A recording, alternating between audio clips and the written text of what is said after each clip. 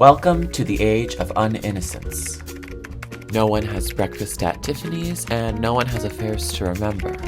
Instead, we have breakfast at 7 a.m. and affairs we try to forget as quickly as possible.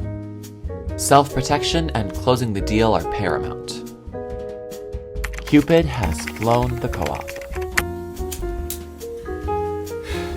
How the hell did we get into this mess? Hello everyone, and welcome to my first video essay on my YouTube channel. Today we're going to be talking about Sex in the City, so grab yourself a cosmopolitan and let's get into it. This is not going to be a video where I say, if you guys don't know what Sex in the City is, Sex in the City is a show where four single, because there are enough videos like that on YouTube. If you've seen Sex in the City, if you love Sex in the City, if you've taken the which girl from Sex in the City MI quiz, this is the video for you.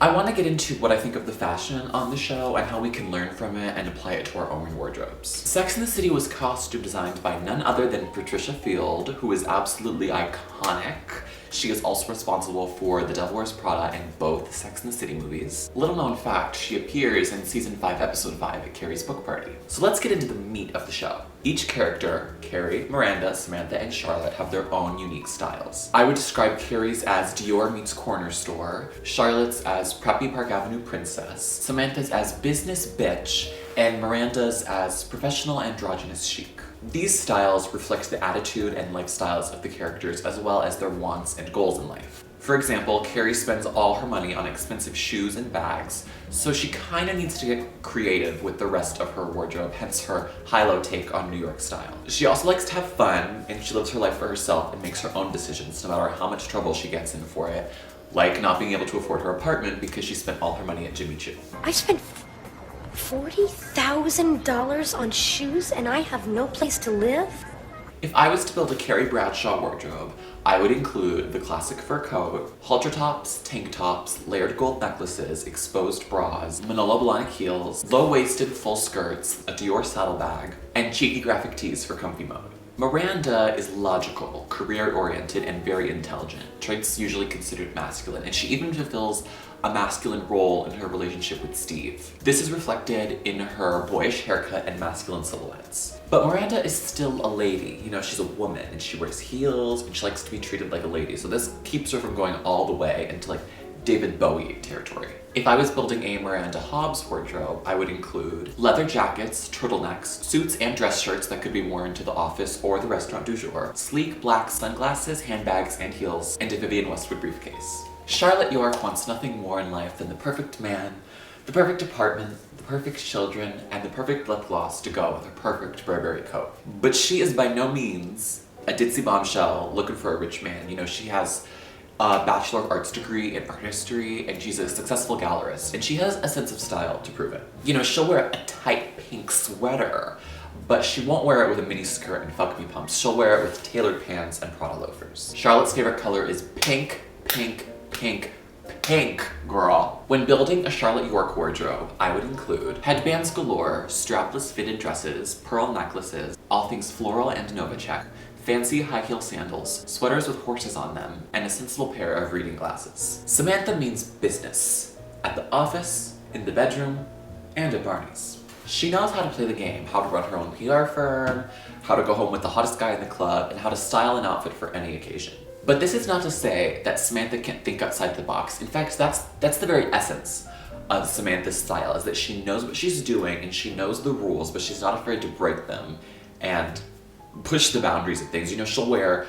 a suit to work, but it'll be hot pink with no shirt underneath and a whole bunch of accessories. To steal the Samantha Jones look, you're gonna need the aforementioned power suit, animal print bags, lots and lots of Chanel, a fur-trimmed jacket, sexy red dresses, and some fabulous hats. A lot of the fashion in Sex in the City is questionable, to say the least. I think this tweet really sums it up. But it's important to remember that we're viewing this through a modern lens, and that Sex in the City is the type of show that reflects personal style and what's going on in the characters' lives rather than just the finest of fashions you've ever seen. Yes, the clothing is supposed to look chic and beautiful, and sometimes it's a blatant ad for the clothing, but that's not its sole purpose. I recently watched the show Emily in Paris, which really tried to be the new Sex and the City, but it totally missed the mark for me. I even saw an ad for it in a Sex and the City magazine, and Patricia Field costume designed the second season. But my biggest complaint with the fashion was that it didn't reflect what was going on in the characters' lives. You know, that show's very dramatic, a lot of dramatic drama. There's a lot of backstabbing and guilt and stuff, but it was never really shown through the outfits. It was just high budget, pretty nice outfits.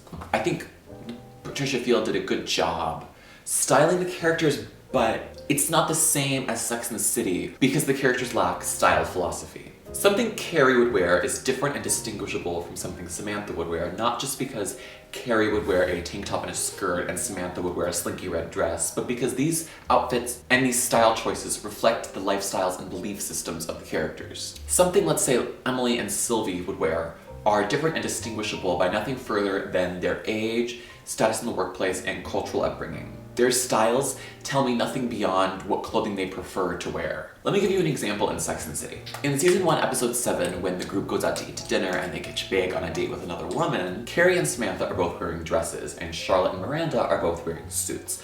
However, each character has styled themselves in completely different ways that have completely different implications. Charlotte's outfit is more feminine with a delicate touch, while Miranda's is somewhat masculine with a more executive vibe. Samantha's dress is more sensual and jazzy, accentuating her breasts and using silver as an accent color to display style and class, while Carrie's uses primary colors to reflect her artistic and playful attitude. As you can see by the way each character has styled herself in similar yet distinct ways, the fashion in Sex and the City goes beyond she dresses like that and she dresses like that. Fashion is a window into the heart of each character, which really emphasizes the role that fashion plays in these women's lives. Sex and the City also uses similar yet distinct stylings between characters to reflect the format of the episodes, meaning Carrie usually has one topic she's writing the column about, and each character has her own experience related to that topic, based on her relationships and worldview, similar to how they will be styled in objectively related ways,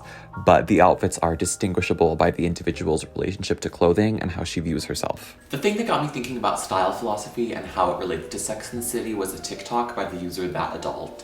In the TikTok, they said, "A lot of people have made a lot of really redundant videos, myself included, about how people take on the micro-aesthetics created on this app, but I think the larger issue comes from people thinking that they have to recreate aesthetics rather than sensibilities. When you shift into understanding sensibility and philosophy when you're getting dressed and developing your personal style and also your creative taste level, you will understand that you don't need to buy one-to-one. That's why I never encourage people to look at runway shows. I tell people to read books, because when you understand the philosophy behind why they have on what they have on, you can create these outfits with clothes you're already on." That Adult has some really interesting videos about this topic and related topics, so if this interests you, I'd highly recommend checking them out. The reason this made me think of Sex and the City is because I try to emulate Carrie in my day-to-day wardrobe. I don't know if you can tell, I'm quite fond of Carrie Bradshaw in some ways. Other ways, But that's what I like about Carrie, is that she's like a human being, that she reflects the world she lives in, and she's not perfect. But anyway, the reason this got me thinking about Sex and the City is because I realized I don't need 100 pairs of Manolo Blahniks. I don't even need a single pair of Manolo Blahniks to dress like Carrie Bradshaw. I just need to understand why she dresses the way she dresses and how I can apply that to myself. If you are struggling with your personal style, or you're trying to introduce new aesthetics and kind of vibes into your wardrobe, this is absolutely my biggest tip.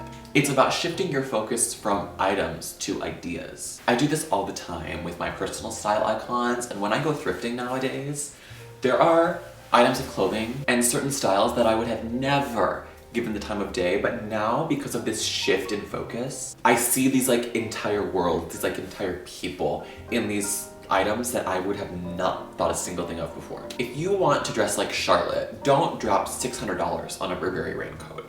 Instead, read some articles about preppy sensibilities and Elizabeth Taylor. If you want to dress like Samantha, don't go buy a hot pink Mugler power suit, although that would be fabulous and I do want one. Instead, maybe research some successful businesswomen and how their style reflects their business approach. So that pretty much concludes my thoughts, or at least my thoughts for now. Sex and the City is one of those things that I could talk about for hours and hours and hours and still have more to say.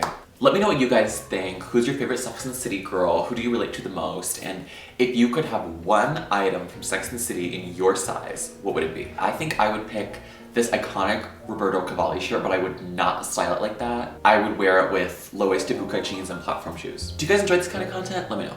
And just like that, the video ended. you.